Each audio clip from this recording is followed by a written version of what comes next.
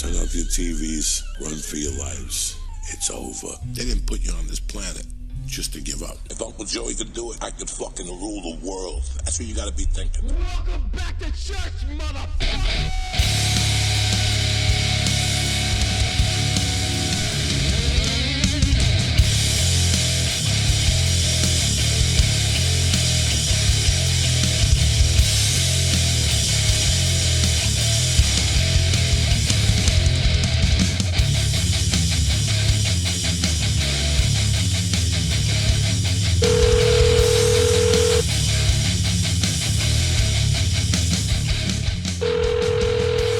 Right as it starts.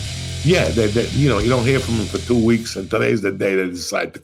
I swear to God, this is the way it always is. It used to be that if I had to catch a flight, as soon as I got in the car, I got an audition. I mean, as I was putting my luggage in the car, I could feel my phone jiggling. I get in there, I talk to the Uber driver, what country you're from, did you escape? Did you come in through Mexico, whatever the fuck it was. You get the audition as you're getting in the Uber to the. You get the audition as you get into the Uber. Not this week. This week I sat here like a fucking bump on a log all day Monday, and as my buddy calls me, he goes, "I'm 10 minutes away." The phone starts ringing. I mean, it was like 6 calls in a row. Hey, thinking about you. You couldn't think about me last Friday at 2 o'clock. You got to think about me now at fucking 6 o'clock at night. You thought about me on a fucking Monday. Ain't I special? I feel like you'd almost rather they not call than call like right. I'm on a mission from Satan, and now you want to fucking call. I'm trying to get to the airport. I'm going to make sure my sleep apnea mask. I got my reefer. I got rolling papers. I got lighters. I got itch cream. There's a lot to consider. And once you get in the car, you're like, fuck, I forgot my fucking charger. How pissed would you be if you forgot weed? Did you ever forget? Like, I feel like you never forgot weed. One time I did a Lee in Boston. What does that mean? This had to be 2006. I'm in Boston with Joe, Eddie, Ari, Duncan. And I had this weed that I unleashed on them in LA, and they were calling it Dum Dum weed.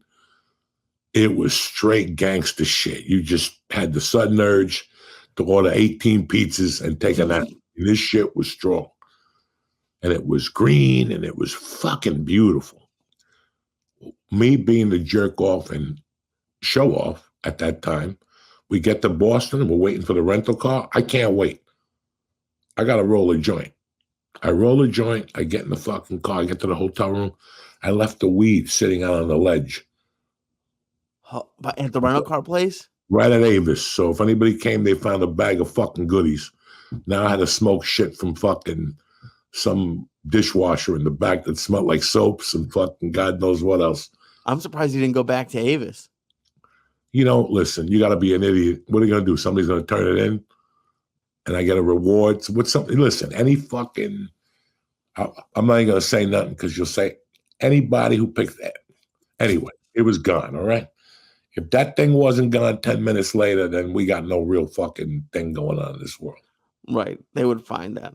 Yeah. I got a bunch of good weed. Jake came to one of my shows and brought some weed from Washington. Okay. It was really good. It was.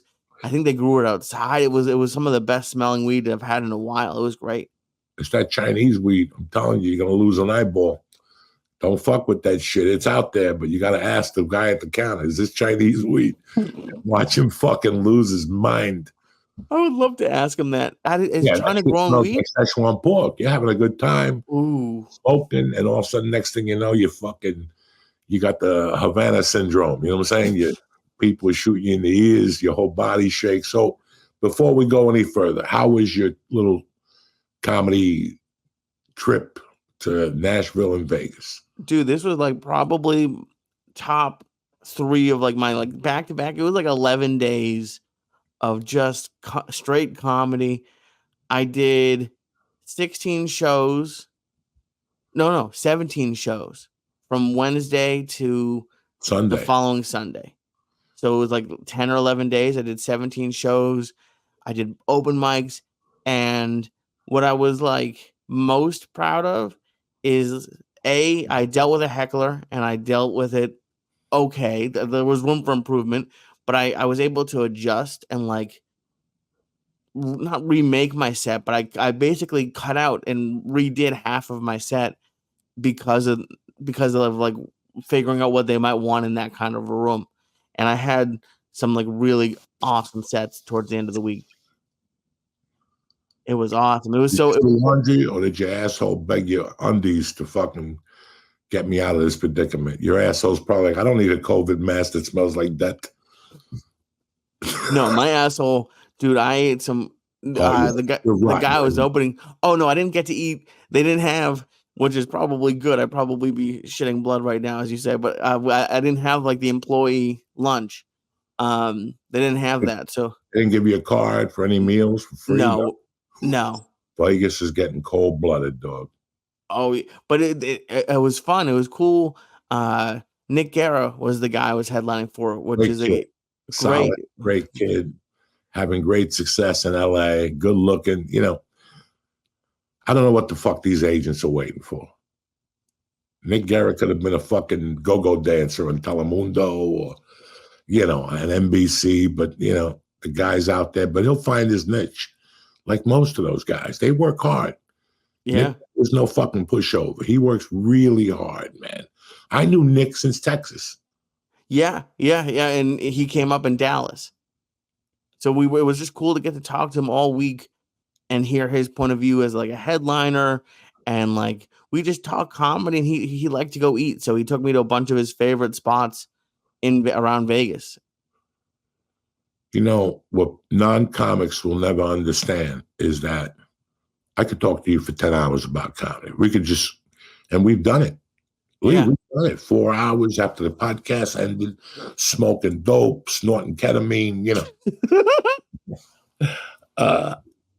It's really insane how when you get 2-3 comics together, listen, for me, everybody always spoke about the hang in the green room and shit. I always like the pink dot sandwich. Right. We spoke about it this weekend when I went down to Austin. Eleanor was there, Steve Simone was there, and Joe was there. And we were talking about the old school store. When about 1:15, our job was to walk the pink dot before it closed at 2. Got it. And we'd each get a turkey sandwich or a meatball hero. And that chit chat, I'll never ever forget. And I bet that's the way you feel right now. Like those little chit chats till 2 a.m. about this comedy club owner, this guy, how'd you send this guy a tape? This is the real learning experience.